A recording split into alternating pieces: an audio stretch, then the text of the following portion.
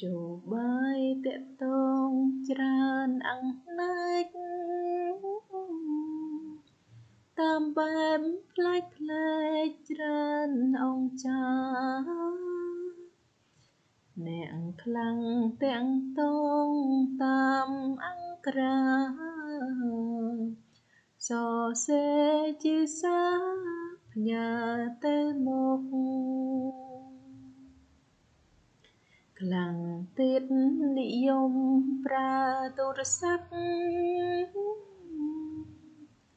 និយាយរាយរាប់សារសងរកមិត្តភក្តិបងប្អូនតាមលុយលោកហៅទៅហៅមកឆាប់ទាន់ចិត្តវិទ្យុទូរទស្សន៍កុំរំលងស្ដាប់ផងមើលផងដឹងការពិតគ្រប់ទ្វីបទាំង